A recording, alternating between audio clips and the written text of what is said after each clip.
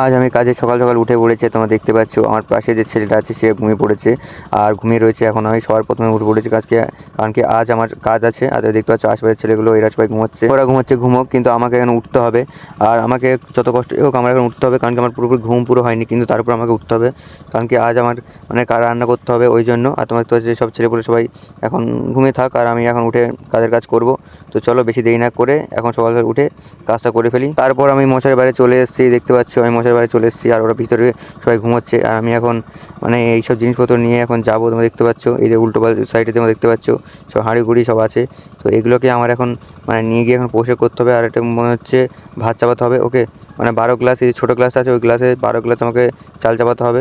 এবার আমরা অলরেডি নিয়ে নিয়েছি গ্লাসটা, তোমরা দেখতে পাচ্ছ এই ছোটো গ্লাসটা, এর মধ্যে আমাকে এখন 12 গ্লাস চাল মানে দিতে হবে হাঁড়ির মধ্যে। অলরেডি আমি 2 গ্লাস দিয়ে ফেলেছিলাম। তো চলো আর কিছু মানে গ্লাস চাল এর মধ্যে দিয়ে দিই আর তারপরে আমরা নিয়ে যাব এটাকে ধুতে আর তারপরে আমরা কিছু করব। তো চলো যতক্ষণ আমি এখানে চালটা ভরছি তবে দেখা হচ্ছে পরেরটাই। তারপরে আমরা চলে এলাম চাল ধুতে। তোমরা দেখতে পাচ্ছ আমি কলে করে চলে এসেছি অলরেডি। এই যে বসে আমি এখানে এক হাতে ক্যামেরা আর আরেক হাতে চাল আমি এখানে ধুচ্ছি। তো কিছু করার নেই, ছেলেদের জীবন যেহেতু, তো মেল হয়ে জন্মেছি, কিছু তো করতেই হবে। সো এখন ঘুম লাগছে কিন্তু কিছু করার নেই।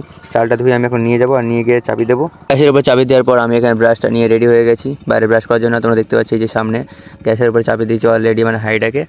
আর এখন এই চালটা ফুটে থাকুক আর ততক্ষণ আমরা একটা ব্রাশ করে আসবো।